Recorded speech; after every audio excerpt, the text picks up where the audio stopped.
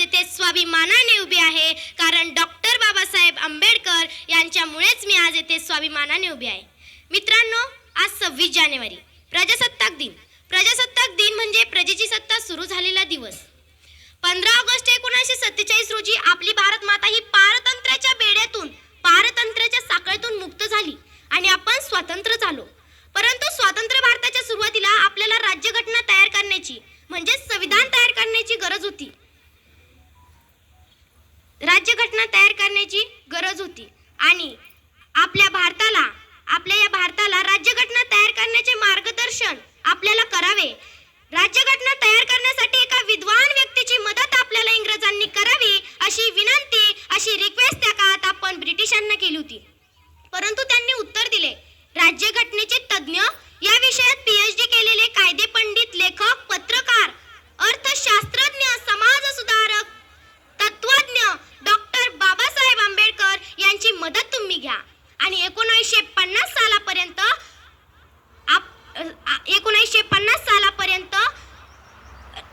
Doctor Babasaheb Ambedkar यांच्या मार्गदर्शनाखाली, यांच्या नेतृत्वाखाली सर्वांना सामावून घेणारी राज्यघटना तयार करण्यात आली आणि या राज्यघटनेच्या नियमानुसार 26 जानेवारी 1950 सालापर्यंत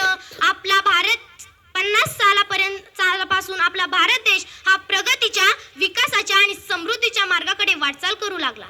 अत्यंत बिकट परिस्थिती असताना, अत्यंत विपरीत परिस्थिती असताना डॉक्टर बाबासाहेब आंबेडकर यांचं बालपण गेलं. शाळेत शिकत असताना अस्पृश्यतेच्या नावाखाली त्यांना वेगळं बसवलं जात असत.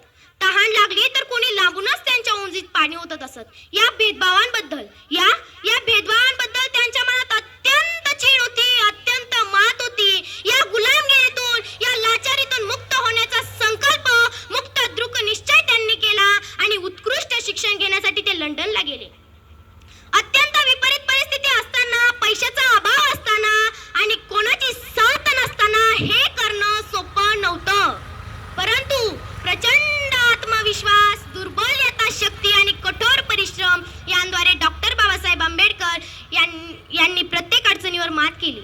मित्रांनो, लंडनमध्ये लायब्ररी सकाळी 8 वाजता उघडायची, परंतु ते 8च्या आधी तिथे उपस्थित असायचे. रात्री लायब्ररी बंद होईपर्यंत ते शेवटीपर्यंत तिथेच अभ्यास करायचे. त्यांच्याकडे जेवण्यासाठी अन्न असायचं, परंतु वेळेची जाणीव, वेळेचा अभाव, पैशाचा अभाव असल्यामुळे ते एकच टाइम जेवायचे आणि सकाळी येताना लायब्ररीत ते ठेचाच आणायचे. ते 4 घास जेवणावर त्यांना आपली भूक भागवावी लागवायची. आपल्या बांधवांना या गुलामगिरीतून मुक्त करण्यासाठी त्यांनी 16 तास अभ्यास केला. या बांधवांचं, आपल्या लाखो बांधवांचं जीवन आयुष्यदायी, आनंददायी जावं यासाठी त्यांनी कठोर परिश्रम केले आणि त्यांनी तर समाजासाठी केलं. त्यांनी तर समाजासाठी केलं, पण आपण आपल्या कुटुंबासाठी काही करू शकत नाही का? काही करू शकत नाही? आपल्या आई वडिलांचं आयुष्य आनंददायी जावं यासाठी आपण कष्ट करू शकत नाही का? आपल्या आई वडिलांचं आयुष्य, आपल्या कुटुंबाचं आयुष्य आनंददायी जावं यासाठी आपण कष्ट करू शकत नाही का? अहो मित्रांनो, एक गोष्ट लक्षात ठेवा. आपला जन्म जरी गरीब कुटुंबात झाला असला ना, तर त्यात आपली काहीच चूक नाहीये. आपला जन्म जरी गरीब कुटुंबात झाला असला ना, तर त्यात आपली काहीच चूक नाहीये. परंतु जर का आपल्या आई वडिलांचं म्हातारपण जर गरिबीत गेलं ना, तर त्यात फक्त आणि फक्त आपली आणि आपलीच चूक आहे. डॉक्टर बाबासाहेब आंबेडकर यांच्या जीवन कामात अनेक परिस्थितींना सामोरे जावं लागलं, अनेक वाईट परिस्थितींना तोंड द्यावं लागलं.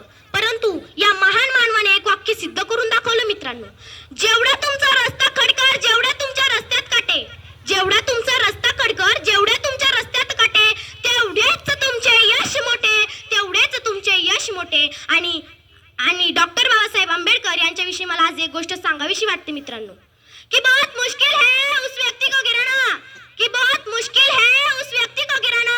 अरे जिसने ठोकरों से ही चलना सिखाया, अरे जिसने तो ठोकरों से ही चलना सिखाया. आणि अशा या महान मानवाला, अशा या विद्वान मानवाला भारताचं संविधान लिहिण्याची संधी मिळाली आणि सर्वात मोठं संविधान त्यांनी आपल्या या भारत देशास दिलं. मित्रांनो, गेल्या वर्षी रशिया आणि युक्रेनचं युद्ध झालं होतं. जगाचे 2 भाग झाले होते आणि आपल्या भारतातले काही विद्यार्थी शिक्षण घेण्यासाठी युक्रेनला गेले होते.